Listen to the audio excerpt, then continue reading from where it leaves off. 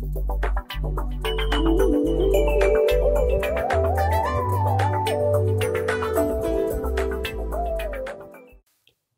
sejahtera. Senang sekali bisa berjumpa dengan Anda. Saya Samuel Tarigan dari Harapan Bangsa Career Resource Center. Saya akan mengajar saudara dalam beberapa sesi mata kuliah Core Skills and Character, sebuah mata kuliah yang sangat penting.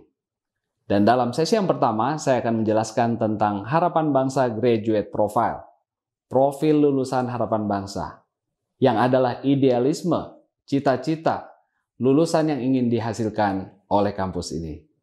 Selamat mengikuti.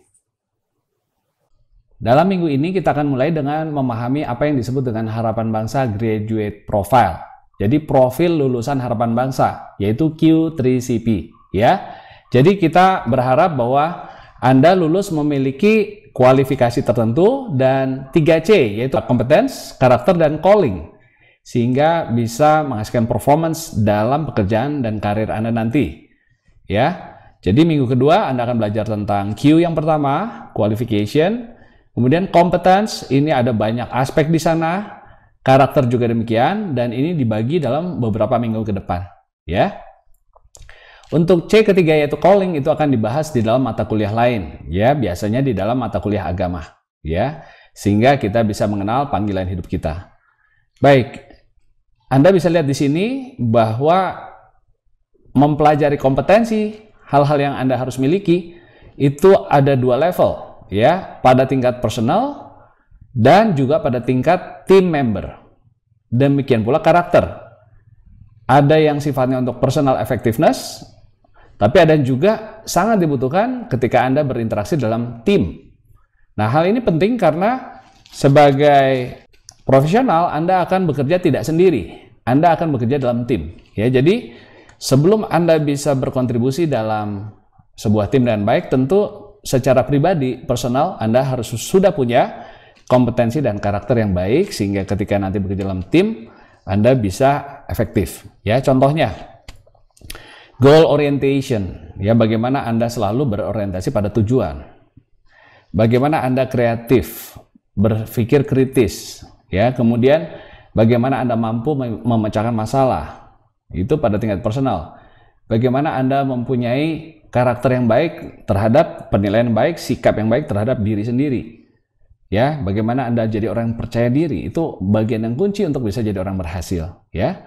Kemudian ketika Anda bekerja dalam tim, bagaimana Anda bisa berkomunikasi dengan baik, bekerja sama, memimpin, ya, kemudian menghargai orang lain, dan juga bisa berkontribusi pada perusahaan tempat Anda nanti berkarir. Ya. Itu yang kita bahas di sepanjang semester ini.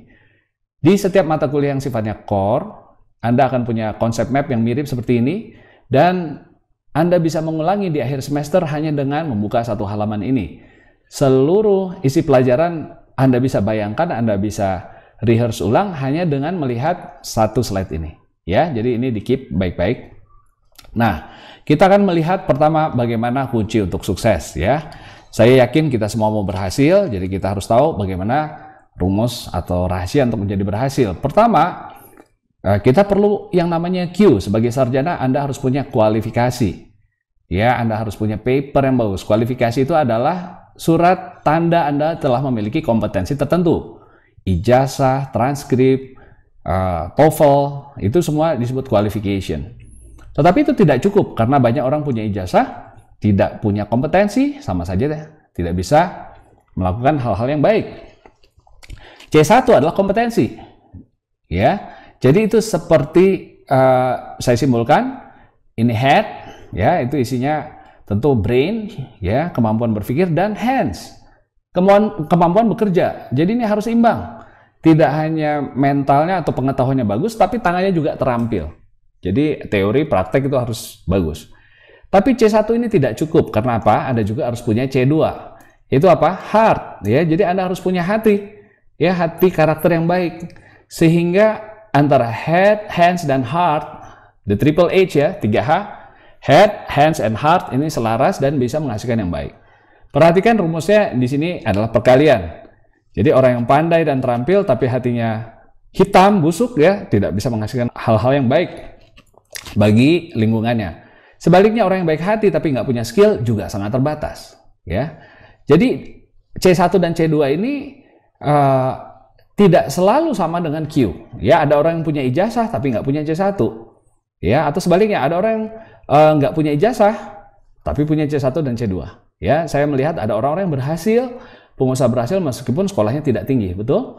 Karena dia punya C1 dan C2 yang bagus. Ya, jadi Anda diharapkan punya semuanya, ijazah ada, kompetensi ada, dan dikalikan juga dengan hati yang baik. Jadi kalau 100% di sini, 100% di sini, itu baru maksimal. Ya, kalau di sini Anda 50%, di sini Anda 50%, maka itu tinggal 25% hasil perkaliannya. Begitu ya. Nah, apa yang Anda peroleh selama di kampus itu adalah pendidikan untuk meningkatkan kualifikasi Anda. Hari ini Anda baru lulus SMA, tapi nanti Anda akan sarjana, Anda akan punya sertifikasi internasional, punya sertifikat TOEFL, itu Q. Anda akan belajar banyak kompetensi, ya, baik pengetahuan maupun keterampilan, head dan hands. Ya, dan Anda akan juga dibentuk selama di ITHB untuk memiliki karakter yang baik. Bertanggung jawab, disiplin, ya, bisa diandalkan. Itu yang kita sebut persiapan selama Anda kuliah. Dan ketiga hal ini adalah dalam kendali Anda, dalam kontrol. Apakah saya mau mendapatkan TOEFL yang tinggi, saya mau belajar serius untuk dapat IPK yang tinggi, itu terserah kepada saya. Ya, apakah saya mau meningkatkan kompetensi, membentuk karakter saya, itu semua dalam kendali kita. Ya, tetapi dalam kehidupan ini ada banyak hal-hal yang di luar kendali, ya, yaitu kesempatan. Itu sebabnya kita perlu percaya kepada Tuhan, kita punya faith, sehingga kesempatan yang datang bisa kita manfaatkan. Ya, jadi persiapan dikalikan kesempatan, itulah yang disebut menjadi sebuah performance. Ya, jadi Anda bisa mendapatkan sebuah prestasi dengan memanfaatkan kesempatan yang Tuhan berikan kepada kita. Kita manfaatkan dengan persiapan yang baik sehingga menghasilkan sebuah kinerja, ya, menjadi sebuah prestasi di dalam hidup kita. Nah, prestasi belum tentu memberikan kehidupan yang berhasil bagi orang. Banyak orang yang punya harta yang banyak, gelar yang tinggi, tapi tidak memberkati orang-orang, tidak memiliki dampak dalam hidupnya. Kita ingin di ITHB Anda lulus dengan C3, yaitu calling, punya panggilan. Ya, hati yang diperbaharui, hati yang jernih, ya, memiliki compassion, memiliki belas kasihan untuk orang-orang yang membutuhkan, ya, kehadiran Anda, pelayanan Anda di masyarakat kita. Ya, ketika Anda bisa memiliki sesuatu prestasi, pertanyaan berikutnya, bagaimanakah melalui prestasi tersebut Anda bisa mengenal panggilan Anda untuk memberkati orang-orang lain, ya, supaya orang-orang boleh mendapat dampak yang positif melalui kehidupan Anda, ya. Nah, ini yang menurut saya perlu dipahami setiap student ITHB, ya. Menurut kami di ITHB ini pola yang kita berikan dan kita berikan keteladanan. Ya, saya sekolah sampai S3, belajar tidak hanya pengetahuan tapi juga keterampilan berbisnis, memimpin, itu kompetensi dan dalam bentuk pengetahuan dan skill terus diupdate. Tapi juga mau melayani Tuhan, mau bertanggung jawab, mau jujur terhadap orang lain, sehingga hidup saya bisa memanfaatkan semua kesempatan yang Tuhan berikan dalam hidup saya. Sekali lagi, ini dalam kendali yang ini Tuhan berikan. That's why you need faith, ya. Nah, setelah itu dengan adanya panggilan hidup, kami bukan hanya berhasil dalam bisnis, tapi juga ingin melalui apa yang kita capai itu boleh memberkati orang-orang, ya, orang-orang lain, masyarakat yang membutuhkan. Di sanalah makna hidup ini kita peroleh, ya, itu yang kita sebut berhasil. Sehingga menurut saya kehidupan berhasil adalah kehidupan yang diberkati dan menjadi berkat bagi banyak orang. Ya, jadi pertanyaannya, sukses itu buat Anda yang mana? Ya, apakah cukup ijazah? Apakah banyak ilmu? Apakah bisa kerja? Apakah orang yang baik hati? Atau orang yang mau melayani, memberkati orang-orang? Harapan kami Anda tidak menaruh parsial perhatiannya, ya, hanya pada hal-hal tertentu, tapi pada keseluruhan yang Anda akan dapatkan selama di ITHB. Dalam mata kuliah ini, tujuannya mahasiswa bisa memahami pentingnya Q3CP, ya, dalam dan hidup dan karir Anda nanti. Kemudian Anda bisa mulai memanfaatkannya, Anda bisa mulai mengembangkan skill-skill yang penting dan mengembangkan karakter yang baik selama kuliah, sejak kuliah, sehingga nanti waktu lulus Anda bisa langsung berdampak di tengah masyarakat, ya. Dan ketiga, supaya Anda juga bisa komit untuk mengembangkan kehidupan yang bisa menjadi teladan dan bisa menjadi berkat bagi orang lain, ya, mengenal panggilan Anda. Itu yang kami harapkan dicapai melalui mata kuliah ini. Ya, jadi ada banyak materi yang Anda akan pelajari. Aturan main dalam kelas ini, kehadiran minimum 80% untuk bisa lulus. Ya, kalau Anda kurang dari 80%, Anda tidak bisa lulus dari mata kuliah ini.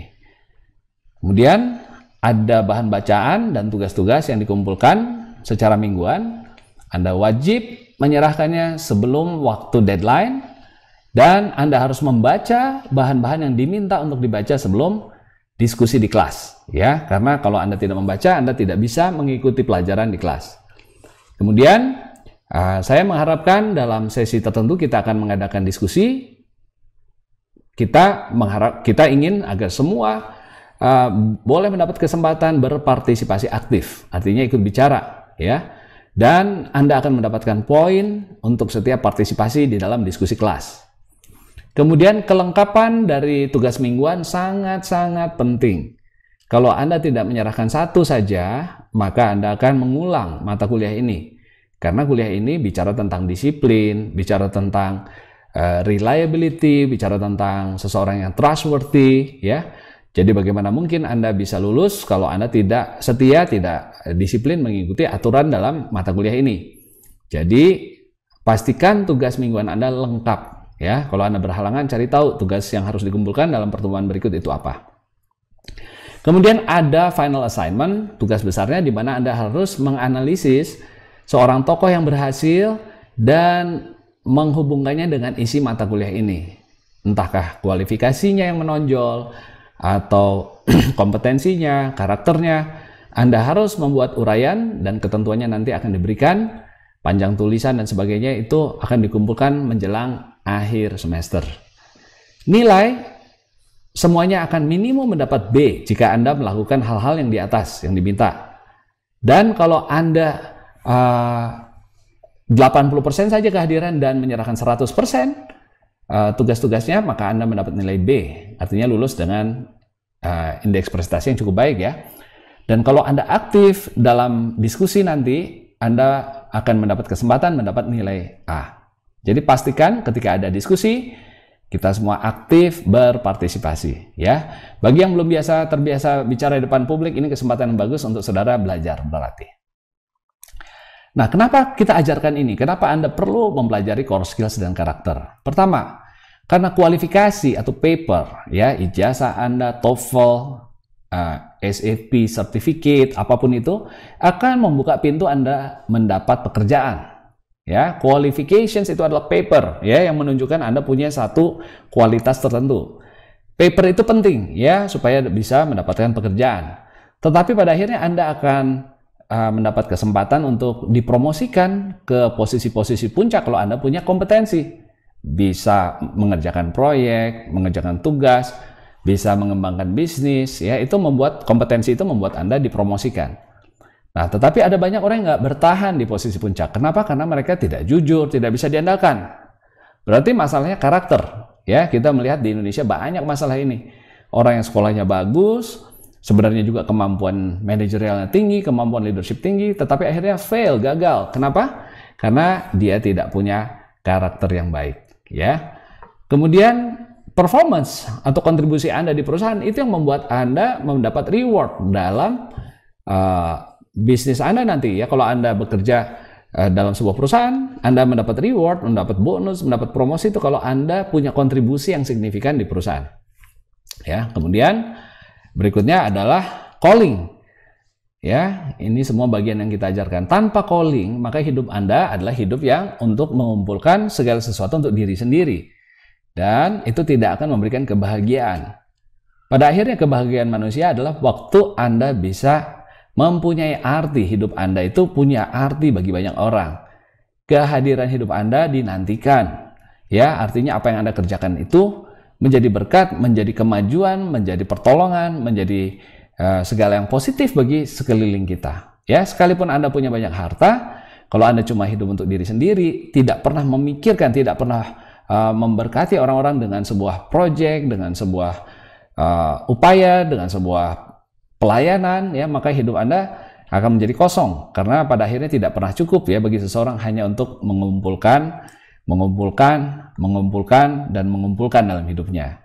Anda perlu memiliki makna dengan berbagi ya, dan ini yang kita lakukan di ITHB. Saya bersyukur boleh melayani saudara-saudara, bisa mengajar saudara-saudara dan memberikan beasiswa buat sebagian dari student kita, dan itu membuat hidup saya merasa mempunyai makna. Saya merasa hidup saya tidak sia-sia ya. Jadi calling will make all those meaningful ya. Anda udah sekolah baik, punya kompetensi, punya karakter, dan bisa dapat posisi yang baik, gunakan itu untuk sesuatu yang berarti bagi banyak orang ya. Apa itu karakter? Ya, kita akan mulai. Karakter adalah sebuah sifat-sifat kesekumpulan yang membentuk mental dan sifat etika seseorang ya. Itu karakter yang menetap ya.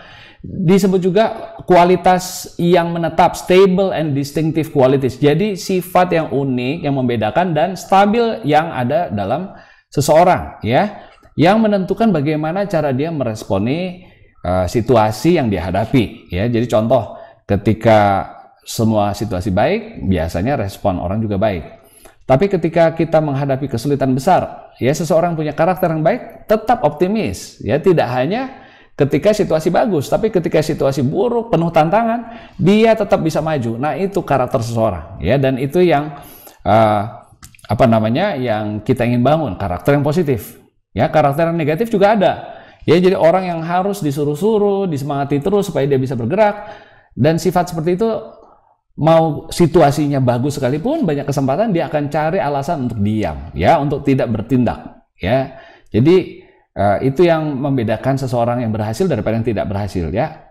Menurut pengamatan saya, karakter itu sama penting atau bahkan lebih penting daripada kemampuan IQ Anda, ya. Karena kalau Anda punya IQ baik, tapi tidak punya karakter yang baik, Anda tidak punya daya juang, Anda tidak punya kemampuan untuk menggunakan kecerdasan Anda menjadi sebuah manfaat bagi Anda sendiri dan bagi sekitar Anda. Jadi karakter itu, ya, Abraham Lincoln, Presiden Amerika, pernah bilang begini, reputasi itu adalah bayangan, karakter itu adalah pohonnya. Kalau lihat pohon ini ada bayangannya, ya, ini reputasi seseorang. Wah, Pak Sam, misalnya reputasinya ngajar baik, ya, atau apa seperti apa. Setiap orang ada reputasi yang dihasilkan oleh siapa dirinya. Ya, jadi karakter itu adalah the real you, who and what you really are. Ketika nggak ada orang lain melihat Anda tahu siapa Anda. Itulah karakter Anda. Dan akhirnya itu akan menghasilkan hal-hal yang bisa dilihat orang sekitar Anda. Ya, dan akhirnya memberikan reputasi. Wah, dia itu orang yang rajin. Dia itu orang yang bertanggung jawab. Tapi sebaliknya ada orang yang punya reputasi buruk, ya. Bayangan hidupnya dia bilang, wah, dia jangan deket-deket lah. Itu omongnya bagus tapi kenyataannya dia tidak tanggung jawab. Ya, atau dia orangnya malas. Ya, itu semua reputasi yang dihasilkan dari siapa diri Anda yang sesungguhnya. Jadi hari ini kita tidak ingin Anda mengkosmetik diri Anda sekedar kelihatan baik di depan orang. Karena pada akhirnya itu tidak bisa dimanipulasi. Siapa diri Anda itu akan tampil dalam citra yang reputasi yang dikenal oleh masyarakat. Ya. Jadi ini saat yang baik untuk Anda semua baru masuk perguruan tinggi untuk ambil keputusan. Oke, saya mau menjadi lebih dewasa, bertanggung jawab atas pilihan hidup saya. Salah satunya adalah untuk memiliki karakter yang baik.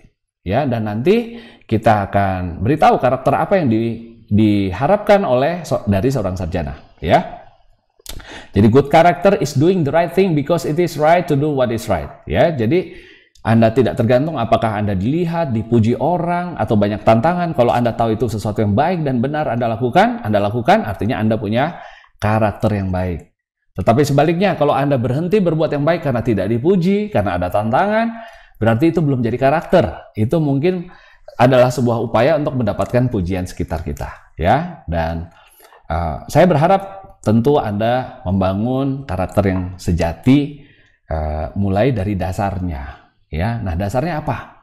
Bagaimana seseorang terbentuk karakternya? Dan bisakah karakter itu diubah atau diimprove, diperbaiki? Nah, di sebelah kiri ini saya membuat gambar gunung es. Ya, gunung es ini hanya 10% yang tampak di atas air. Ini hal-hal yang kelihatan, tapi ada banyak yang nggak kelihatan di bawah permukaan air.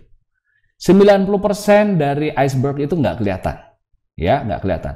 Dan ini ibaratnya seperti kehidupan manusia. Ya, nasib seseorang itu kelihatan. Ada yang jadi kaya, ada yang makmur, ada yang sukses sekolahnya, keluarganya baik. Tapi sebaliknya ada yang jadi pengacau, ada yang bikin susah orang, utang sana, utang sini. Ini saya amati terjadi di banyak orang, termasuk teman-teman dekat saya dulu, duduk satu kampus, satu bangku kuliah, gurunya sama, dosennya sama, pelajarannya sama, tapi nasib bisa berbeda. Ya, nah ini pelajaran buat saudara, karena nasib seseorang itu tidak melulu ditentukan oleh lingkungan, tapi ada pilihan-pilihan kita. Ya, nah itulah yang menyebabkan Anda punya nasib baik atau tidak. Karakter Anda itu menentukan masa depan Anda. Jadi orang yang berhasil mendapat posisi yang baik, mendapat bisnis yang baik, berkembang, itu karena dia punya karakter yang baik. Ya, pengusaha yang berhasil karena dia bisa dipercaya. Tidak ada bank yang mau meminjamkan uang kepada orang yang tidak bisa dipercaya. Tidak ada customer, klien yang mau ditipu terus-terusan. Ya, jadi kalau Anda mau sukses, Anda harus bisa pegang perkataan Anda. Kalau Anda bisa pegang perkataan Anda bisa disiplin, tepat janji, maka Anda bisa membangun dasar-dasar untuk punya nasib yang baik. Itu pentingnya mata kuliah ini. Karena banyak ini nggak dibicarakan dampaknya jangka panjang. Hari ini mungkin Anda belum dilihat orang, tetapi 20 tahun lagi Anda bayangkan kalau Anda punya karakter yang baik, Anda akan pasti punya nasib yang baik. Ya, bagaimana terbentuknya karakter itu dimulai dari kebiasaan-kebiasaan. Ya, jadi orang yang kebiasaan absennya nitip, nggak jujur, itu akhirnya jadi karakter. Kebiasaan, dia udah biasa berbohong. Dan nasibnya juga adalah gagal dalam bisnis, gagal dalam berkeluarga, istri dibohongi, anak dibohongi.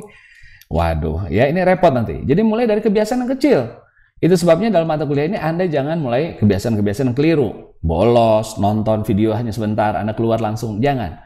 Lakukan tanpa ada yang melihat, bertanggung jawab kepada Tuhan, bersyukur sebagai ucapan syukur Anda adalah bertanggung jawab tanpa harus dilihat orang. That's the real you. You know who you are. Nggak usah bohongin orang lain. Ya, dalam kuliah secara online, apalagi Anda tidak bisa bohongin saya. Buat apa Anda bohongin saya? Anda bisa mendapat manfaat dari kuliah ini, atau Anda bisa sia-siakan waktu 1 jam ke depan hanya untuk mendengarkan dan keluar lagi dari telinga yang satu. Sayang. Ya, you know who you are. Lakukan apa yang benar. Ini saatnya Anda buat pilihan yang benar. Ya. Nah, kebiasaan itu dimulai dari beberapa tindakan yang mungkin awalnya canggung. Waduh, saya nggak boleh terlambat nih kuliah. Ya, udah mulai jamnya, saya harus sudah siap. Awalnya Anda mungkin kaget. Ya, mau masuk kelas, Anda harus sudah baca. Ya, dulu waktu saya pertama studi di Amerika Serikat, saya kaget karena tidak mungkin saya bisa mengikuti pelajaran kalau saya belum baca bahasan atau textbook yang ditugaskan dosen untuk dibaca. Karena dulu saya mengandalkan selama kuliah di Indonesia, di Bandung dulu, saya tahunya adalah dosen yang memberikan bahan di kelas. Ya, jadi itu saya mulai kebiasaan baru dari beberapa tindakan yang dipaksakan. Tadinya tidak bisa. Saya paksakan untuk membaca sebelum masuk kelas. Akhirnya apa? Jadi habits. Reading itu becomes my habit. Ya, saya cepat membaca dan senang membaca. Itu akhirnya menjadi karakter senang belajar. Dan menjadi nasib saya. Ya, saya bisa masuk ke bisnis yang baru. Tidak terlalu sulit buat saya mengembangkan usaha bisnis. Kenapa? Karena senang belajar. Ya, jadi mulailah sesuatu yang mungkin canggung hari ini Anda nggak biasa. Tapi tanpa beberapa tindakan awal, Anda tidak akan punya habit yang bagus, tidak akan punya karakter, dan akhirnya destiny Anda terpengaruh oleh itu. Ya. Nah, action dimulai dari perkataan Anda. Sadarkah Anda, waktu Anda mulai melakukan sesuatu, itu ada perkataan mungkin tidak diucapkan dalam mulut, tapi dalam hati Anda. Dibilang, saya kuliah karena saya tahu kuliah ini penting. Ya, Anda katakan, saya hari ini akan kuliah. Dan saya akan kuliah dengan baik. Saya akan tidak hanya mendengarkan kuliah, tapi saya ingin mencatat dan melakukan refleksi bagaimana saya bisa menerapkan apa yang saya dapatkan di mata kuliah ini untuk kepentingan masa depan saya. Ya, sehingga Anda mulai mungkin punya kebiasaan mencatat, membuat rencana ke depan, plan how to implement what you just learned. Ya, bagaimana akan menerapkannya, dan itu jadi karakter Anda, senang belajar, bertanggung jawab, dan seterusnya. Dimulai dari perkataan dalam hati, dan ini datang dari mana? Itu datang dari pikiran Anda. Anda berpikir bahwa, wah, ini ada seorang dosen yang saya harus dengarkan, dia lebih senior, dia sudah buktikan, ada karyanya, saya masih junior, saya harus belajar. Pikiran Anda mengatakan, saya belum punya dan dia sudah punya, dan saya perlu dapatkan itu. Ya, Penghargaan semacam itu membuat Anda berkata, oke, kalau dia bisa, satu hari saya juga akan bisa. Dan saya akan mulai hari ini dengan mencatat. Dan itu akan menjadi kebiasaan dalam hidup saya dan seterusnya. Ya, jadi pikiran Anda ini sangat penting untuk dikendalikan. Ya, karena pikiran-pikiran yang salah itu akan terbawa menjadi nasib Anda. Ya, sadarkah nasib kita itu banyak dipengaruhi oleh pola pikir kita. Orang yang sering menyalahkan situasi, orang tua disalahkan, guru disalahkan, pemerintah disalahkan, dia nggak bisa maju. Kenapa? Karena dia tidak pernah sadar berpikir bahwa dia punya kesempatan untuk mengubah nasibnya. Dia nggak sadar itu. Sangat disayangkan. Ya. Nah, dari mana pikiran-pikiran itu datang? Itu dari apa yang Anda percaya dan asumsi-asumsi yang Anda sebenarnya nggak pernah cek lagi. Itu tersimpan di bawah sadar kita. Jadi orang yang percaya masa depan itu bisa lebih baik dari hari ini. Kalau saya berusaha, Tuhan akan berkati tangan saya sehingga apa yang saya buat berhasil. Itu akan menghasilkan pikiran-pikiran yang positif. Wah, hari ini mungkin pelajaran saya IP-nya masih jelek ya, susah. Tetapi kalau saya berusaha pasti bisa. Tuhan menolong saya. Itu menjadi sebuah pikiran yang diucapkan dalam bentuk niatan dalam hati. Saya akan belajar dengan sungguh-sungguh. Saya akan kerjakan kalkulus. Saya akan buat semua tugas dengan serius.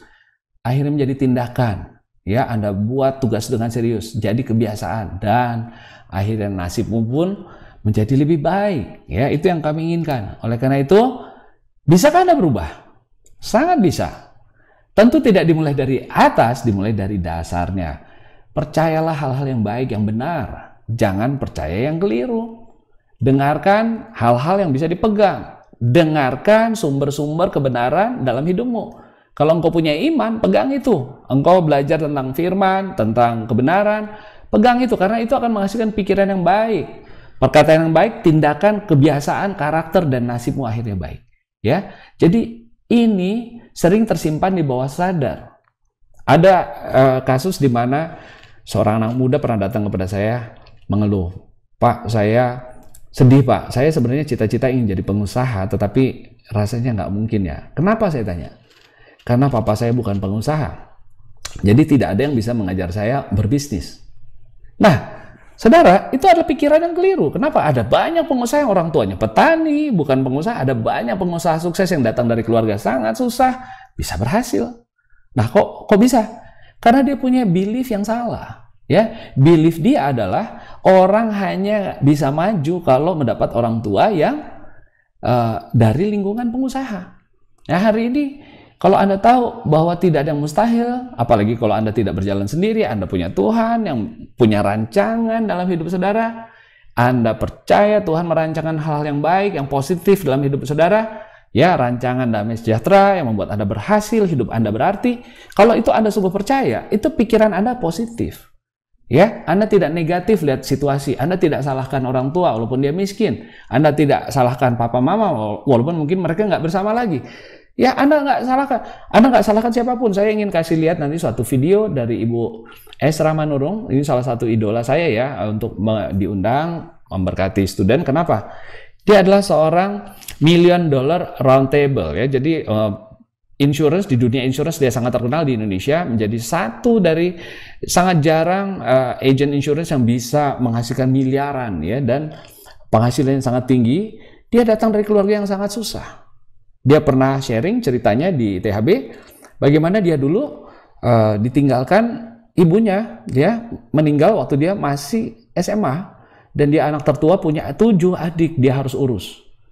Satu hari dia mau bunuh diri karena dia merasa tidak sanggup memelihara adik-adiknya, ya, dan adik-adiknya itu udah disuruh untuk mengemis ke kiri ke kanan, ya, ke tetangga-tetangga untuk cari makan, ya. Tapi satu hari dia mendapat pencerahan, dia memahami bahwa Tuhan nggak pernah membuang dia sekalipun orang tuanya sudah tidak ada ya. Ayahnya kebetulan meninggalkan dia sejak ibunya meninggal. Jadi dia satu-satunya yang bertanggung jawab sejak SMA terhadap 7 adik. Bayangkan kalau Anda ada di posisi itu. Apakah Anda akan semangat untuk pulih atau Anda depresi? Ya, saya sudah melihat orang yang berhasil menaklukkan pikiran-pikiran buruk ya, dan dia akhirnya sangat diberkati. Dia ambil pisau, dia mau bunuh diri dalam 1 hari dikatakan ya, dan dia minta kepada Tuhan untuk menjawab dia kenapa nasibnya seperti ini. Dan Tuhan tidak menjawab pertanyaan dia, tetapi memberikan sebuah ayat yang mengatakan bahwa sekalipun ayahmu ibumu meninggalkan engkau, tetapi aku tidak pernah meninggalkan engkau. Wow, lalu Ibu Ezra ini bangkit semangatnya, dia percaya itu. Dia percaya itu, dia simpan itu bukan karena disuruh percaya, bukan karena ada orang-orang yang mungkin di lingkungan dia malu, kalau saya nggak percaya. Bukan, itu dalam hatinya timbul sebuah kepercayaan bahwa masa depannya ada, dan timbul pikiran baru, dan dia memulai karir. Sempat gagal di perbankan, tidak ada yang menghargai, ya, dia sering dihina, dianggap bodoh. Tapi satu kali dia masuk ke dunia asuransi, dia sukses besar, diundang untuk mengajar di Amerika Serikat, mengajar lebih daripada 10.000 orang.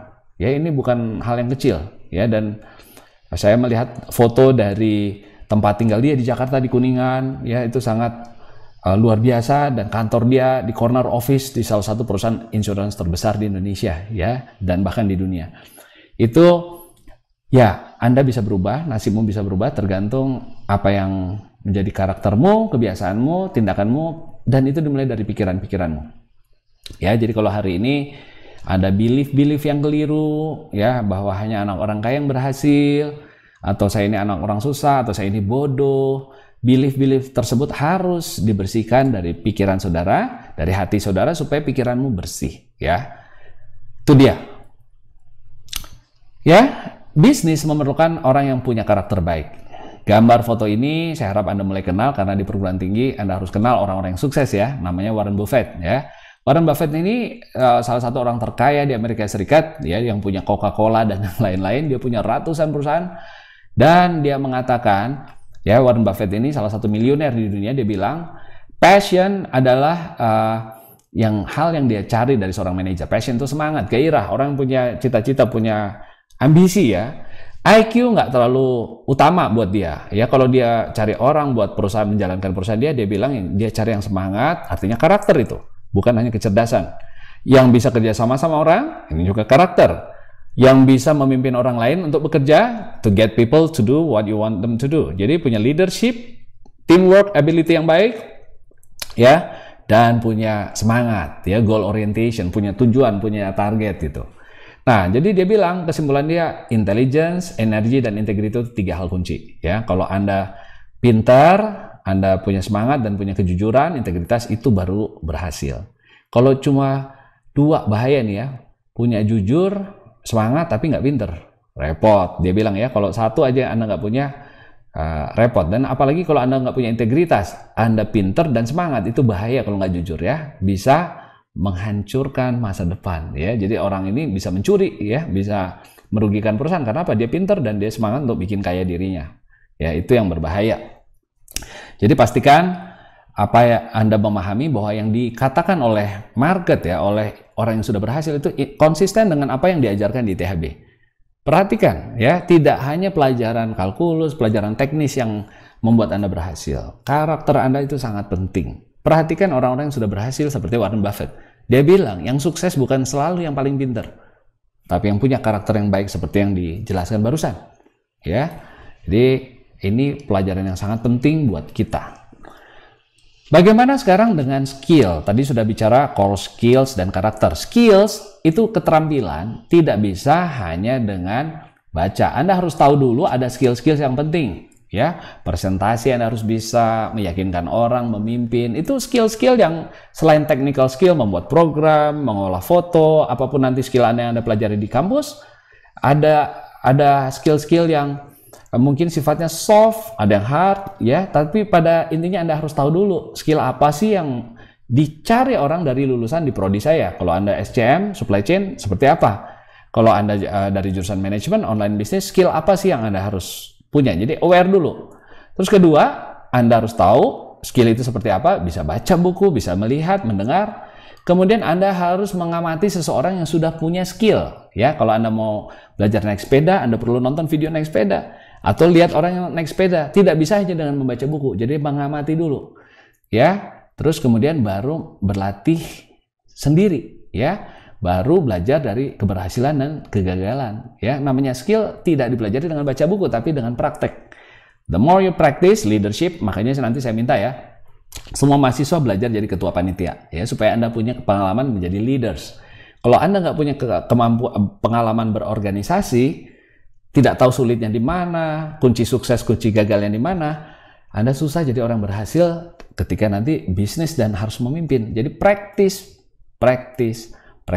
Ya, beda sama pengetahuan. Kalau pengetahuan hanya baca bisa, ya. Tapi kalau skill, namanya keterampilan, hands tadi bukan head.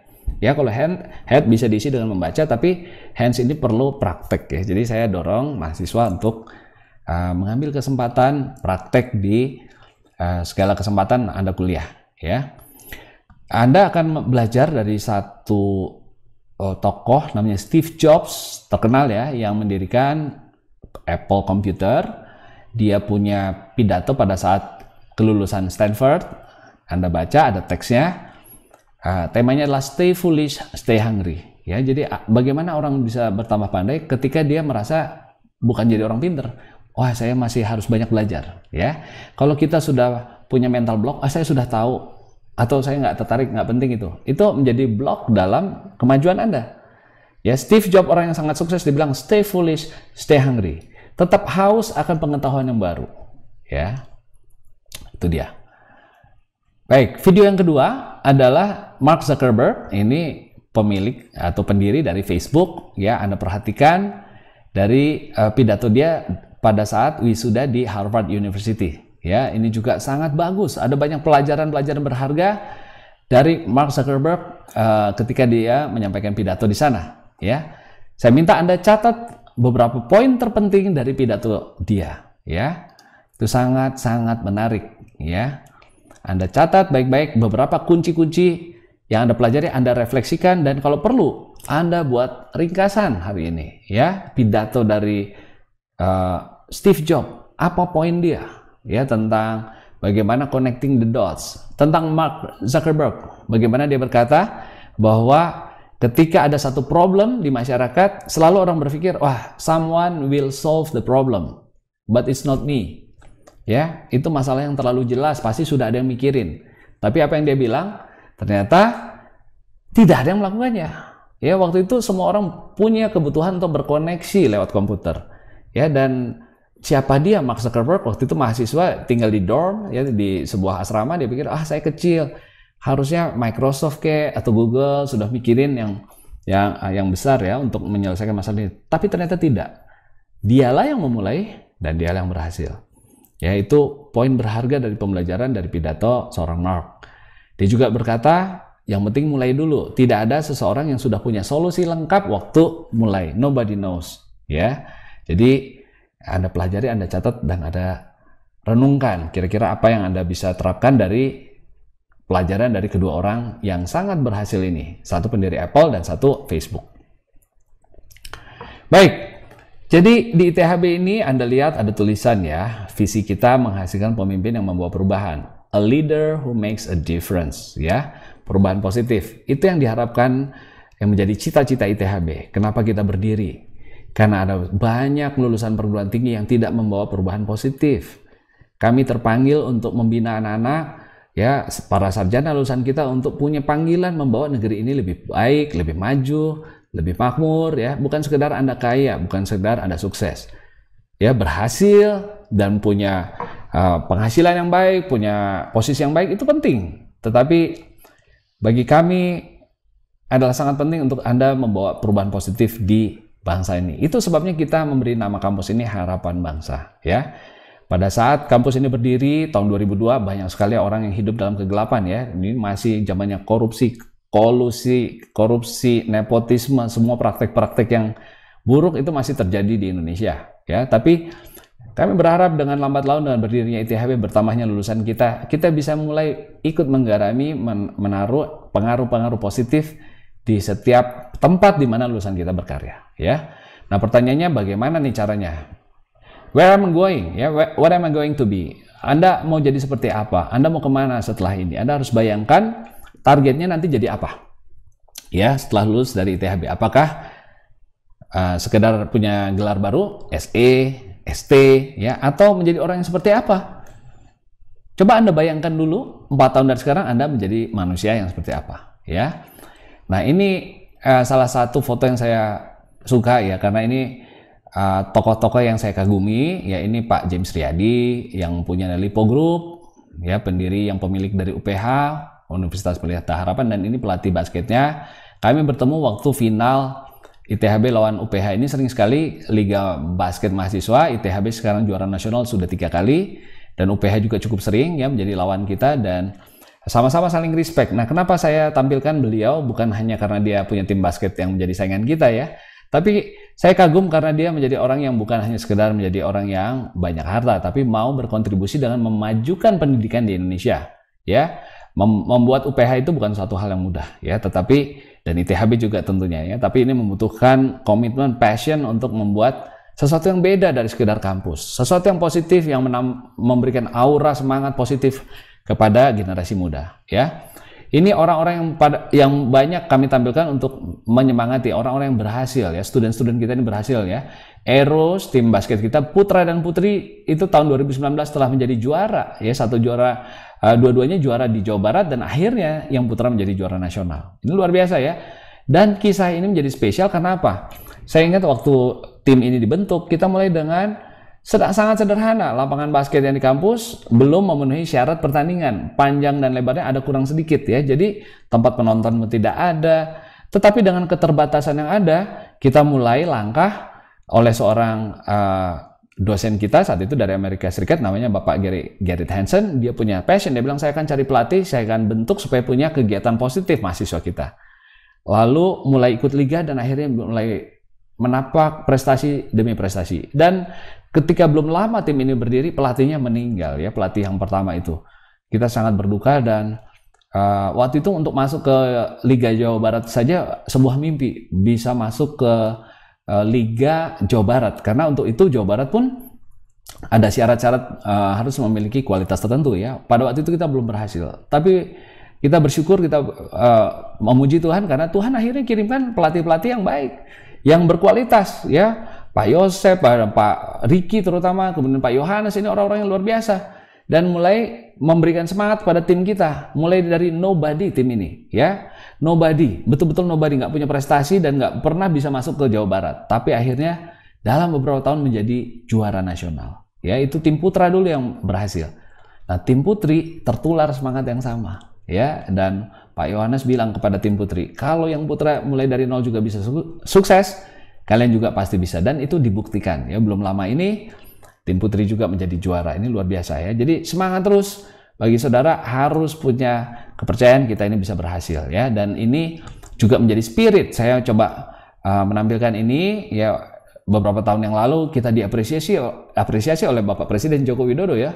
Karena apa? Karena ITHB membuka program-program studi yang memang dibutuhkan di bangsa ini, meskipun ya belum populer saat itu ya. Supply chain management, waktu itu Pak Jokowi tanya, mana ada sih kampus yang mikirin logistik dari 4.000 perguruan tinggi yang ada di Indonesia, tidak adakah yang menjalankan program logistik ya. Lalu waktu itu saya angkat tangan, dan ada beberapa kampus lain. Ini pertemuan di Bali pada saat itu, beliau baru tahu dari 4.000 perguruan tinggi hanya 6, salah satunya ITHB, yang punya program yang menjawab betul-betul kebutuhan di negeri ini, yaitu bagaimana mengelola sistem supply chain dan logistik di Indonesia ya. Dan untuk itu tidak lama kemudian kita juga dihargai oleh CMO Asia ya, Chief Marketing Office, yang memberikan penghargaan kepada kampus-kampus terbaik dan perusahaan-perusahaan terbaik di Indonesia ya. Jadi PT Telkom, bahkan di dunia, Nanyang University, NUS University itu adalah salah satu penerima penghargaan pada saat kita ITHB juga ikut dihargai. Saya bersyukur dan saya senang sekali bisa diundang menerima penghargaan ini ya. Dan itu bersama-sama dengan dosen-dosen dari NTU, Nanyang Technological University, dari NUS, dari Jepang, dari Keio University. Ada banyak perguruan tinggi yang juga, beberapa perguruan tinggi di Asia yang diberikan penghargaan ya. Kiranya semangat untuk berprestasi, untuk maju ini, membawa perubahan, ini juga bisa saudara ambil ya, bahwa kita semua punya kesempatan untuk membawa perubahan ya. Kembali ke kisah Pak James, dia bukan hanya bikin Lipo, punya banyak perusahaan, tapi dia juga punya panggilan dan tujuan yang jelas dalam hidupnya ya. Dia buat bukan hanya sekolah UPH yang mungkin cukup mahal, tapi dia juga buat sekolah Pelita Harapan, membuat sekolah Dian Harapan yang biayanya lebih terjangkau, sehingga Dengan demikian tidak hanya mengeruk, tapi justru bisa berbagi, ya. Dan itulah yang dilakukan oleh ITHB juga, ya. Ketika saya kembali dari Amerika Serikat, saya mendapat kesimpulan bahwa ada banyak hal yang belum ada di Indonesia, ya. Mentalitas student yang positif, menghargai orang yang berhasil, ya, untuk terus senang belajar, ya, itu masih sangat harus ditanamkan di Indonesia. Itu sebabnya kami, ketika saya menemukan panggilan untuk mendirikan ITHB, saya tahu itu bukan hal yang mudah, tapi saya bersyukur hari ini kita sudah bisa melihat beberapa hasilnya, ya, di mana lulusan kita juga sudah mencapai hal-hal yang dulu rasanya belum bisa diraih oleh lulusan Indonesia, bisa berhasil di mancanegara. Ada dua tokoh lain yang saya ingin saudara lihat juga untuk menjadi inspirasi, ya. Pertama, ini adalah Bapak William Suryajaya, pendiri dari Astra. Ya, ini orang yang punya karakter luar biasa, bukan hanya jago bisnis, tapi punya kejujuran tinggi, ya, integritas tinggi, tepat janji. Jadi satu ketika dia dalam keadaan bisnis grupnya ini, grup bisnisnya ini dalam keadaan sangat sulit, punya utang besar karena kesalahan investment, tapi dia bertanggung jawab dan dia jual sahamnya untuk membayar hutangnya. Dengan demikian, sebuah perusahaan yang besar yang dia dirikan, mulai dari sebuah perusahaan fotokopi yang kecil, penjual mesin fotokopi Xerox, sampai menjadi Astra International yang punya BMW, punya apalagi ya, Toyota, yang punya Daihatsu, apalagi Astra Agrolestari, punya perkebunan sawit salah satu terbesar di Indonesia, punya bank, punya United Tractor, ya, grup besar ini dia harus kehilangan saham di situ. Sesuatu yang dia bangun dari nol, dia kehilangan itu semua hanya untuk menepati janji utang yang dia mau lunasi. Dan ketika dia meninggalkan gedung, tidak lagi sebagai pemilik, ada banyak karyawan yang menangis melihat kepergian beliau, ya. Dia turun di gedung yang dia miliki sebenarnya tadinya di Sunter, ya, gedung Astra International. Dan ini saya sedih mendengar ceritanya, tapi juga salut, ya, karena betapa orang menghargai perkataannya lebih daripada uang, ya. Anda perhatikan orang yang berhasil sekelas Astra mengerti apa artinya integritas, ya. Dia bukan orang yang mengutamakan uang di atas segalanya, ya. Dan lihat, dia berhasil secara finansial, ya, secara keuangan. Jadi ini pelajaran buat kita semua yang mungkin belum seberhasil dia untuk mulai bisa menempatkan nilai pada tempat yang sesungguhnya. Ketika Pak William meninggal, saya ketemu seorang karyawati dia yang telah ikut beliau dulu puluhan tahun. Ada ribuan orang lain yang seperti Ibu karyawati itu yang mengantarkan dia ke tempat peristirahatan terakhir, dan mereka semua menangis karena merasa sangat beruntung bisa mengenal seorang Bapak William Suryajaya. Tentu dia bukan orang yang sempurna, tapi dalam kasus ini saya ingin menunjukkan tentang pentingnya punya integritas lebih daripada sekedar uang. Pak Ciputra almarhum juga ini sama, ya, bahwa integritas dan menjadi orang yang bisa dipercaya itu lebih mahal daripada sekedar punya uang.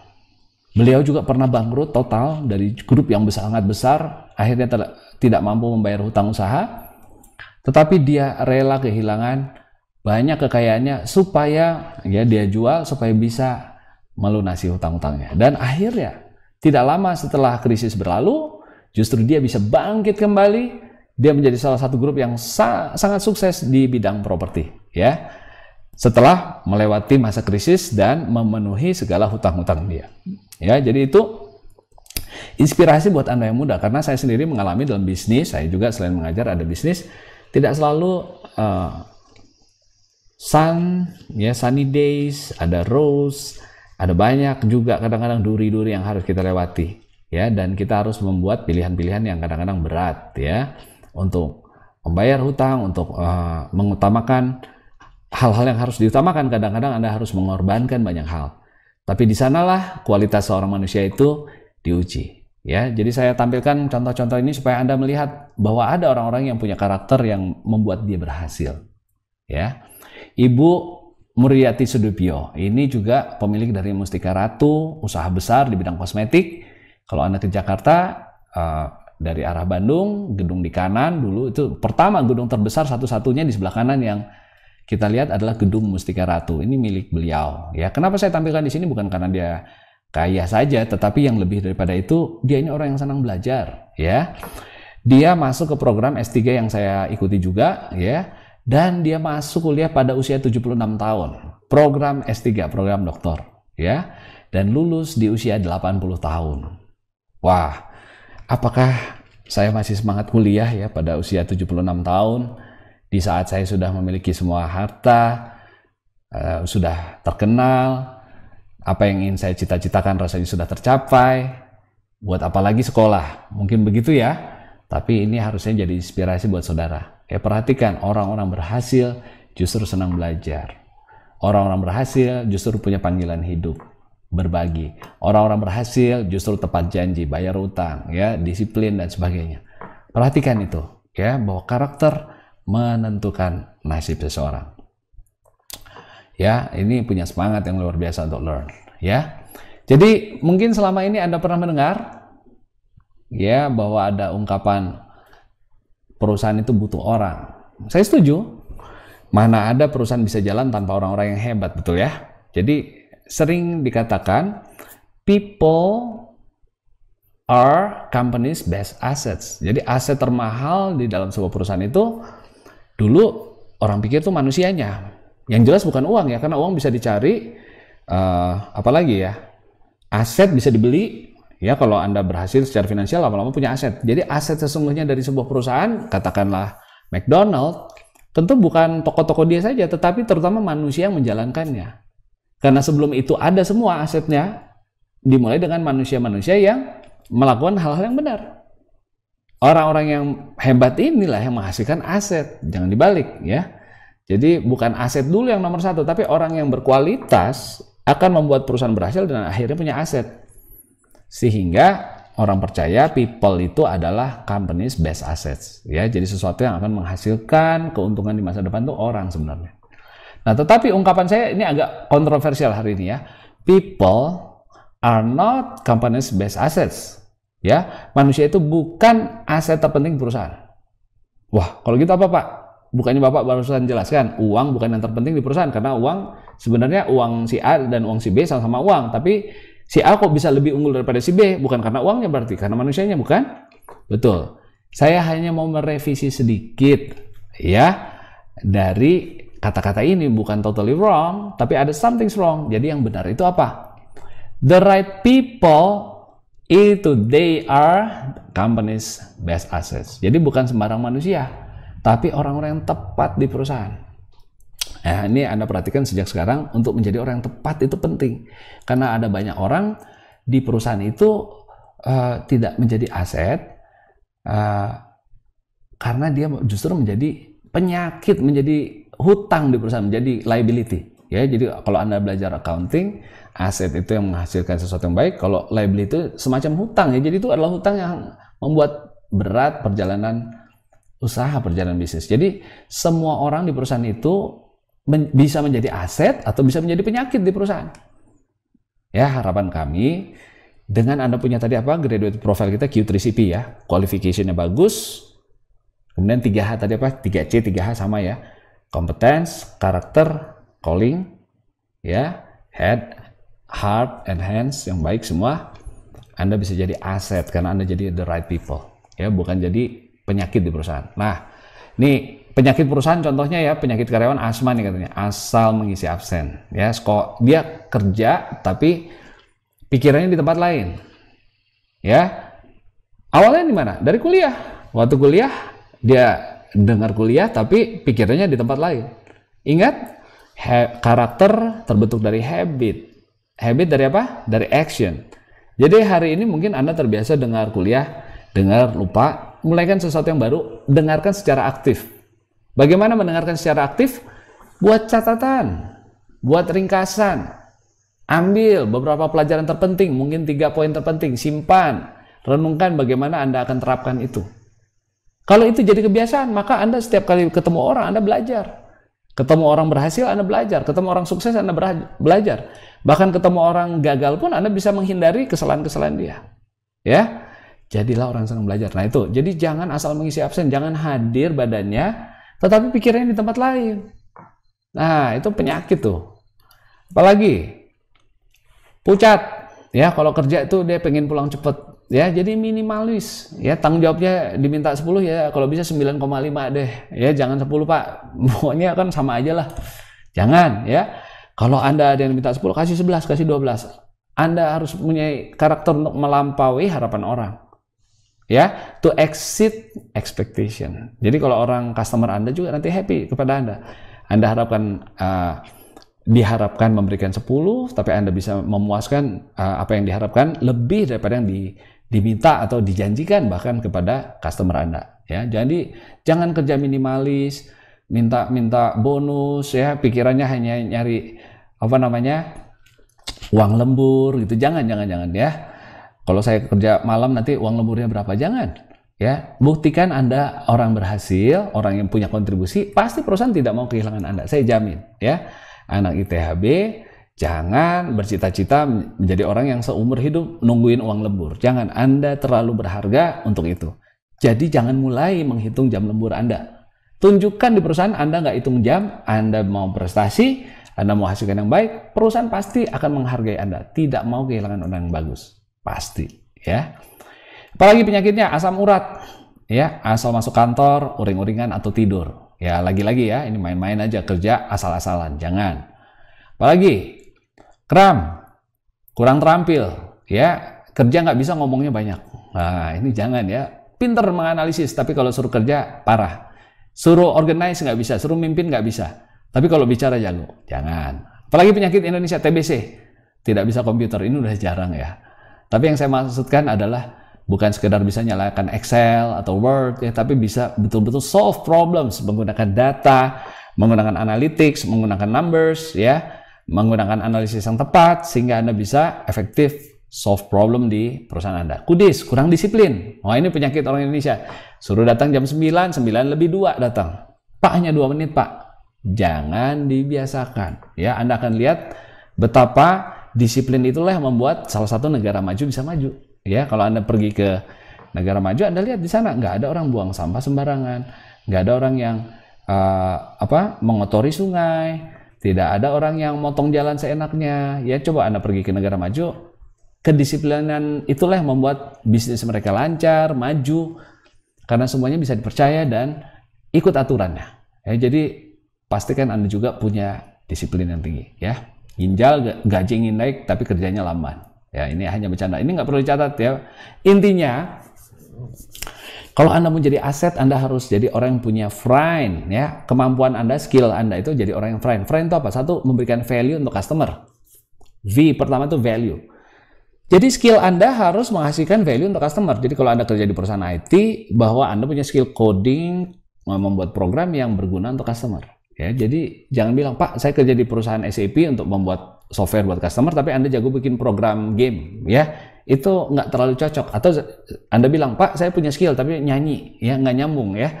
Sesuatu yang bernilai dengan customernya deh. Jadi boleh nggak Anda punya hobi nyanyi? Ya boleh saja, tapi bukan untuk dalam pekerjaan Anda, ya. Jadi dalam karir Anda harus pertama cari skill yang dibutuhkan customer, bukan yang Anda suka saja, ya.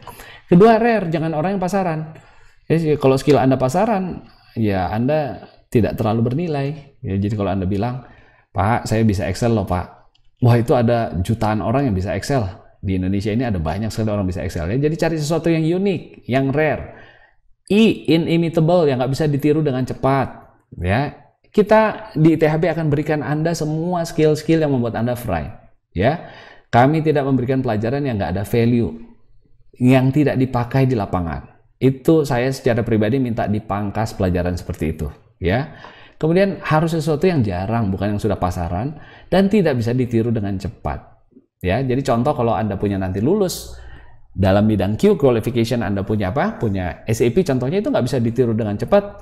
Jadi Anda punya value, jarang, nggak bisa ditiru, dan nggak bisa digantikan, non-substitutable. Nggak bisa ditukar dengan skill lain. Kalau namanya ERP, perusahaan membutuh ERP, dia nggak bisa ditukar sama aplikasi CRM, nggak bisa. Dia butuhnya ERP, dia butuhnya SAP. Pak, bagaimana diganti dengan Salesforce.com? Nggak bisa. Ya, jadi skill yang memang esensial Anda perhatikan dan Anda miliki selama di kampus, ya. Jadi friend itu singkatan dari ada value-nya, skill Anda tuh rare, jarang, nggak bisa ditiru, nggak bisa diganti, dan exploitable, bisa dikerjakan, bisa diwujud nyatakan, ada, ya Anda bisa tunjukkan, bisa ditunjukkan hasilnya. Exploit, Anda bisa tunjukkan, nih skill saya ada, ya, bukan sesuatu yang hanya Anda pelajari, tapi Anda bisa menghasilkan sesuatu dari sana. Jadi, find itu ya, perhatikan kalau mau jadi aset harus kembangkan, find sesuatu yang find. Jadi, perhatikan apa yang Anda mau kembangkan. Nah, itulah yang ditulis di dalam Harapan Bangsa Graduate Profile. Jadi, saya masuk ke dalam bagian terpenting kuliah pagi ini. Kuliah kali ini adalah tentang Graduate Profile. Ya, ini bagian terpenting. Inilah yang membuat Anda nanti friend, yaitu Q3CP tadi. Pertama, qualifications. Qualification adalah paper. Satu set surat-surat yang menunjukkan Anda punya kualitas tertentu, memenuhi kompetensi tertentu. Contohnya IPK, GPA ya. Singkatan dari Grade Point Average ya. Jadi indeks prestasi kumulatif. Ya, minggu depan dalam pertemuan berikut kita akan bahas berapa sih IPK standar yang baik. Kemudian TOEFL, kemampuan bahasa Inggris. Kemudian sertifikasi sertifikasi internasional untuk profesi. Ya, entah SAP, Oracle, Adobe, itu Anda perlu punya satu nanti. Minimum satu. Kemudian punya kemampuan berkomunikasi secara profesional yang baik. Ya, jadi nanti Anda menulis CV dengan baik. Itu bagian dari qualifications yang baik. Ya. Kemudian Anda harus punya kompetensi. Kompetensi itu terdiri dari tiga elemen ya. Perhatikan. Satu, ilmunya up to date. Senang belajar yang baru pastinya ya. Up to date knowledge and passion to learn. Dua, relevant professional skills. Jadi punya keterampilan yang bisa dibuktikan. Bukan hanya pengetahuannya ada, tapi tangannya terampil dan tahu masalah di dunia nyata. Tidak steril hanya di kampus baca textbook, tapi juga ikut project-project di usaha, di keluarga, bisnis ya sejak muda supaya Anda punya tahu bagaimana menerapkan ilmu Anda di lapangan. Tidak steril. Jadi yang penting ya, kompetensi itu isinya tadi up to date knowledge, relevant skills, dan yang ketiga, sensitif terhadap dunia nyata. Ya, Anda nanti catat itu baik-baik, 3 elemen dari kompetensi. Karakter.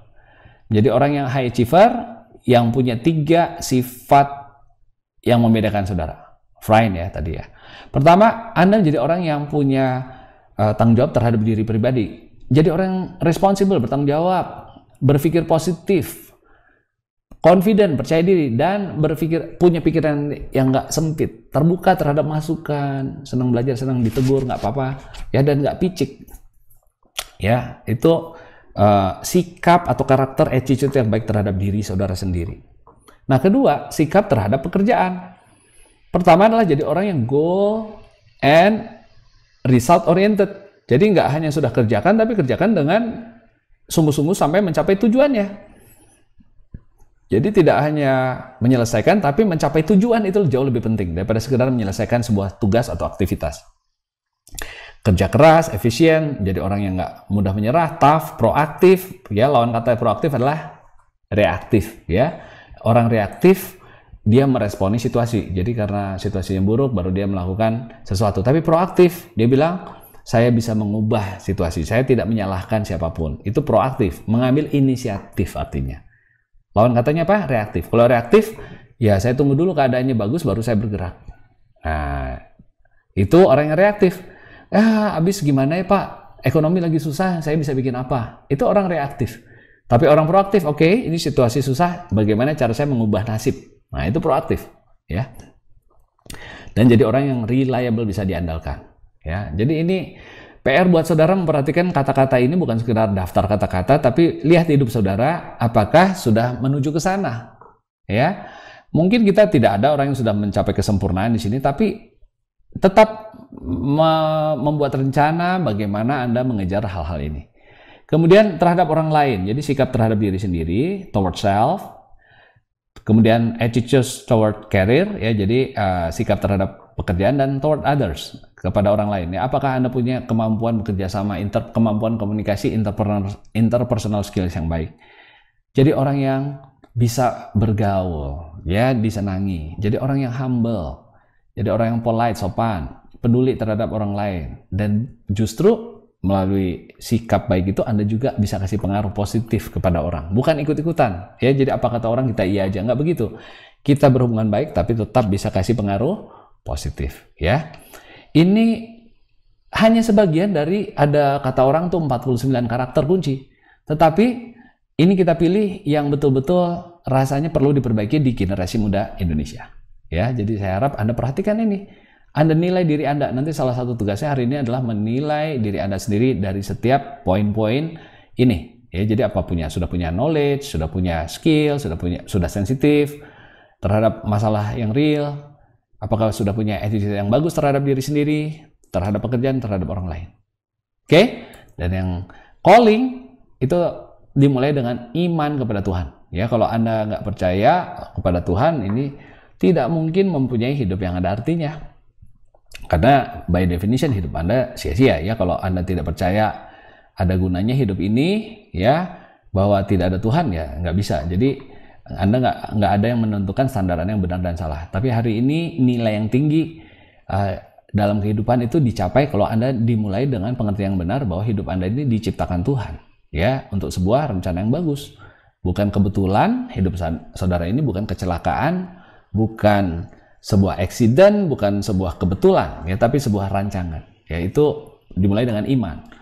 Nah, orang yang punya iman akan punya hidup yang tertib, disiplin, punya kejujuran, dan moralnya juga baik. Tidak hidup ugal-ugalan, hidup bergaul bebas, hidup tidak bertanggung jawab, ya, hidup yang semaunya.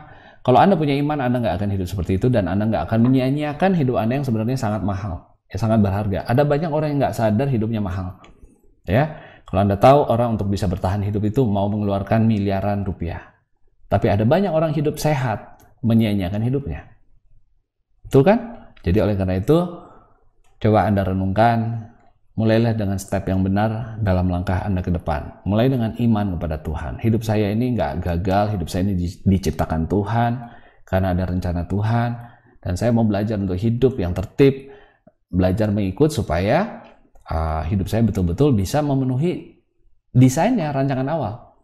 Kalau dirancang pasti ada tujuannya, bukan? Jadi hidup Anda ini sebenarnya oleh pencipta Anda itu sudah ada tujuannya. Ada misi, ada purpose yang Anda perlu capai, Anda perlu raih ketika Anda hidup. Ya, bagi saya ini salah satu purpose hidup saya. Saya ada di THB untuk memberkati saudara-saudara, mengajar saudara-saudara semua untuk bisa maju, untuk bisa punya karakter juga, untuk punya kompetensi, dan untuk punya calling, mengenal calling Anda juga. Ya, jadi saya merasa itu yang ditempatkan rancangan dari pencipta saya, dan itu membuat saya punya energi untuk melakukan hal-hal yang baik dalam kampus ini.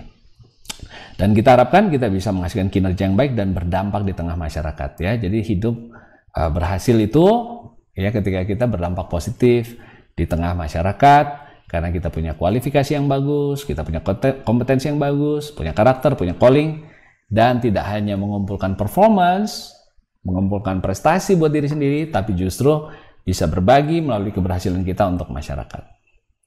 Ya, saya akan jelaskan sedikit tentang nilai-nilai di kampus ini. Saya sampaikan sekali lagi, Anda bukan orang asing di sini, mau datang dari keluarga sangat sederhana di desa atau dari orang yang sangat kaya di kota. Yang membuat jadi Anda orang asing adalah ketika budaya Anda tidak matching di kampus ini. Bukan harta Anda, bukan baju Anda, ya, bukan keluarga Anda yang membuat Anda jadi bagian dari kampus ini atau jadi orang yang punya kultur aneh di sini, ya. Nah, budaya kita nomor satu, kita percaya pada Tuhan. Kita tidak mengandalkan diri sendiri, ya. Kita berdoa, kita bergantung pada Tuhan. Ya, jadi iman itu bagian yang penting di kampus ini. Integritas, di sini orang jujur. Kami tidak punya toleransi terhadap orang yang nyontek-nyontek, ya. Jadi kalau dulu di SMA begitu, kami nggak mau. Kenapa? Karena buat apa Anda kuliah untuk menjadi akhirnya punya habits, punya karakter menjadi perusak bangsa ini? Ya, buat apa kuliah? Dari sekarang saja kita berhenti kuliah bisa melakukan hal-hal yang buruk. Ketiga, care. Kita peduli terhadap orang lain, ya.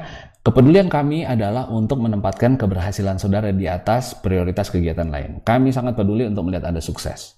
Itu care dari pihak kami, ya. Dan Anda juga perlu kerjasama supaya kita sama-sama bisa menyelesaikan program pendidikan supaya Anda bisa sukses. Pelayanan, service. Setiap orang yang saya layani, yang saya sedang layani itu adalah pelanggan saya. Ya, jadi kalau saya sedang sedang mengajar saudara, saya melakukan persiapan yang baik untuk kuliah ini. Saya tidak asal-asalan. Saya siapkan bahan-bahan yang baik supaya saya bisa memberikan yang terbaik buat pelanggan saya, dalam hal ini saudara. Ya, tapi saudara juga akan punya pelanggan. Dosen saudara bisa jadi pelanggan saudara. Ketika dia memberikan tugas, maka dia menjadi customer saudara. Belajarlah untuk memberikan sesuatu yang baik, yang melampaui harapan pelanggan. Jadi kalau dalam hal itu Anda punya sudut pandang seperti itu, wah Pak Sam juga selain saya pelanggan, dia juga jadi pelanggan saya. Ya, kalau Pak Sam minta A, lebih baik saya berikan sesuatu yang lebih baik daripada A. Dia minta sesuatu tulisan yang mungkin hanya sederhana, mungkin saudara tidak perlu membuat yang pas-pasan. Anda bisa buat yang jauh lebih excellent. Ya, itu budaya pelayanan, teamwork. Di sini nggak cari superstar. Di sini semua saling menghargai. Ya, orang-orang yang sederhana juga kita hargai. Kita semua saling membutuhkan. Ya, dan tujuan bersama itu di atas kepentingan pribadi. Progres dihargai di tempat ini.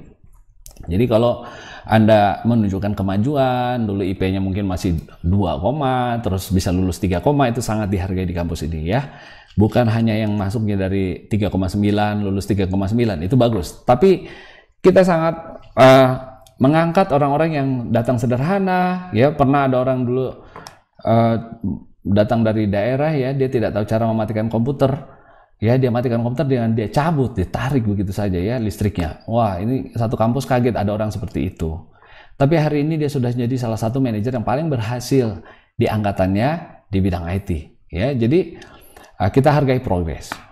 Performance, ya, itu juga penting. Tidak hanya progres, tetapi juga harus mencapai standar prestasi yang diharapkan. Contoh, Anda nggak bisa bilang, Pak, saya sudah menunjukkan progres di THB dari IP semester 1 0,5 dan sekarang saya sudah semester 4 saya sudah 0,6. Ya, itu tetap tidak baik. Anda lulus harus 2,0. Itu belum memenuhi standar minimum prestasi. Ya, jadi meskipun progres penting, tapi mencapai prestasi yang baik itu juga sangat penting. Ya, jadi dorong diri saudara. Dan global excellence. Di sini kita tidak mengutamakan atau mengagung-agungkan Amerika Serikat atau yang lain, tapi semua orang, semua suku bangsa yang punya keunggulan harus kita pelajari. Indonesia punya banyak keunggulan dalam hal relasi, ya, dalam hal peduli, dalam hal harmoni, ya, dalam hal maju bersama-sama. Itu budaya timur itu bagus. Tetapi ada banyak hal juga yang kita missing. Orientasi pada tujuan, punya target, punya disiplin, punya jadwal, itu kita harus belajar mencapai standar global excellence. Dan saya senang karena anak-anak ITHB banyak yang sudah menunjukkan generasi muda itu punya kualitas global. Banyak lulusan kita yang sudah sukses di mancanegara, di perusahaan-perusahaan terbaik yang punya standar rekrutmen yang tinggi. Ya, jadi sudah dibuktikan. Nah, untuk itu kerjasamanya seperti apa? Tadi di kampus seperti itu, pihak kita budayanya gitu. Nah, saudara diharapkan punya 4 saja budaya yang Anda harus capai, ya, yaitu menjadi orang yang sikapnya pertama sopan, kedua selalu semangat, antusias, bersih, dan disiplin. BASD, kadang-kadang saya sebutnya BASD, bersih, antusias, sopan, dan disiplin. Ya, ini nggak ada urutannya, tapi yang penting 4 itu, BASD, bersih, antusias, sopan, dan disiplin. Ya, pegang hal itu selama Anda ada di kampus ini. Kalau Anda ketemu dosen, Anda perlu sapa, ya. Sopan itu apa? Hormat, ya. Jangan suka ngomongin di belakang dia. Punya hati yang hormat kepada pengajar Anda. Senyum, ya, jangan judes. Setiap kali Anda nanti ketemu orang di kampus, senyum, ya. Senyum kepada dosen baik dari prodi Anda maupun dari prodi lain. Orang berhasil itu ramah kepada banyak orang. Sapa, selamat pagi Pak.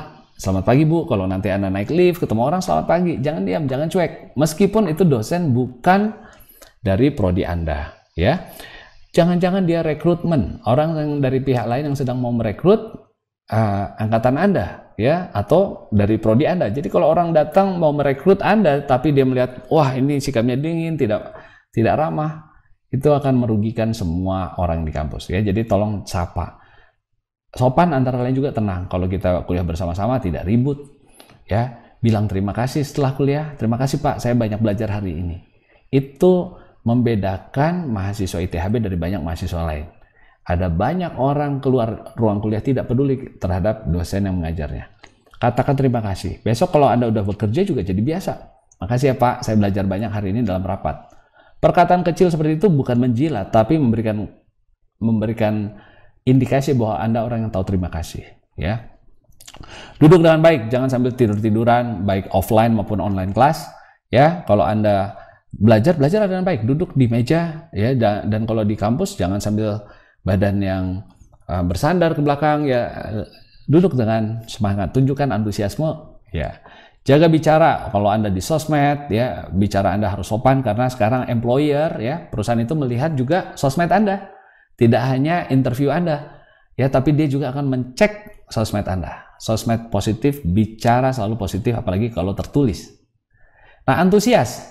Apa itu antusias? Orang yang selalu punya tujuan. Kalau nggak punya target, orang nggak semangat. Ya, hari ini saya tanya, mau makan apa nanti? Siang atau malam mau makan apa? Kalau Anda nggak punya target, ya apa saja Pak. Lama-lama Anda kerja. Kenapa Anda kuliah? Ya kenapa Pak, daripada di rumah. Anda nanti memang pengen kerja apa ya? Kerja apa saja Pak. Nanti mau menikah sama siapa? Sama siapa saja Pak. Wah, itu repot ya. Anda harus punya tujuan sehingga Anda punya semangat untuk mencapainya. Ya. Kemudian punya perhatian penuh pada waktu kuliah. Senang belajar, tidak main-main waktu kuliah. Duduk tegak. Ini tanda Anda semangat. Bawa alat tulis, jangan datang ke kelas atau menyaksikan kelas ini tanpa bawa alat tulis. Itu nggak niat belajar namanya. Percaya diri, mau bertanya dan menawarkan bantuan kepada orang lain. Ya, di kampus itu kalau ada tamu dulu, ada dari BCA itu sangat terkesan. Kenapa? Mahasiswa ITB ketika dari BCA ada yang datang itu menawarkan bantuan. Bapak, Ibu mau ketemu siapa? Saya antarkan. Padahal orang itu nggak bertanya, ya, dia lagi celingak-celinguk gitu. Dan ternyata cerita itu sampai ke salah seorang pelatih BCA yang membuat Bank BCA itu sekarang mempunyai pelayanan salah satu yang terbaik. Dia mendengar gosip itu dan dia datang sendiri ke ITB dan dia ingin buktikan apakah itu betul. Dan saya bersyukur, saya senangnya karena kebetulan waktu dia datang ada mahasiswa yang melakukan hal yang sama. Pak, ada yang bisa saya bantu, saya antarkan ya. Itu sangat berkesan kepada orang tersebut karena tidak di banyak kampus orang bersikap peduli. Jadi hal-hal seperti ini ya banyak terlewatkan ya di banyak pendidikan tinggi. Saya senang kalau saudara perhatikan dan Anda terapkan dalam hidup saudara ya. Jadi tawarkan bantuan kepada orang lain ya. Dan ketika dari BCA juga dulu pertama Ibu Marta ya dari kantor wilayah, dia mau nyebrang jalan di kampus kita, ada seorang mahasiswa atau mahasiswi yang menawarkan, Bu, saya antarkan Bu nyebrang supaya aman. Dia nggak bisa lupa pengalaman itu dan dia terus promosikan ITHB ke banyak pihak, ya. Dan siapa yang diuntungkan? Tentu anak-anak ITHB. Sehingga ketika BCA rekrutmen tidak sulit buat anak-anak ITHB mendapatkan posisi yang baik di BCA, ya. Dan kita senang di kantor pusat. Saya pernah jalan-jalan ke Grand Indonesia di Jakarta, itu kantor pusat BCA. Saya ketemu dengan lulusan-lulusan kita ke sana secara kebetulan dan mereka berpakaian sangat jauh ya, beda, sudah jadi orang yang sukses di Jakarta. Ya, dan mereka disukai dan salah satu dari mereka menjadi salah satu associate terbaik di BCA. Ya, Anda boleh melihat bagaimana sesuatu yang ditanamkan di kampus itu bisa menghasilkan sesuatu yang sangat bernilai buat perusahaan sekelas BCA. Ya, bersih, rambut rapi, pakaian rapi, jangan bau badan, ya.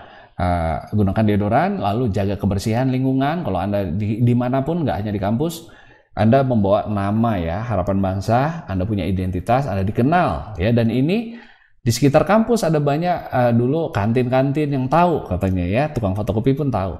Ini pasti anak ITHB. Ini pasti bukan. Dari sikapnya mereka sudah bisa bedakan. Ya, jadi orang yang bersih, merawat, sopan ya. Disiplin on time jelas di kampus kita sudah diajarkan on time sejak awal. Ya, dulu di awal-awal bahkan dosen juga sama harus komit sama-sama tidak boleh terlambat ya. Dulu mahasiswa boleh mengunci dosen yang terlambat dari dalam ya. Tapi hari ini kita sudah mencapai tingkat disiplin yang cukup baik menurut hemat saya dan harus kita pertahankan ya, tidak terlambat. Jujur, disiplin itu tidak nyontek, kemudian tidak copy PR orang. Ya jujur saudara, ini penting modalmu untuk ke depan. Anda bisa menipu dosen, tapi Anda nggak bisa menipu dirimu dan nggak bisa terus-terusan menipu masyarakat.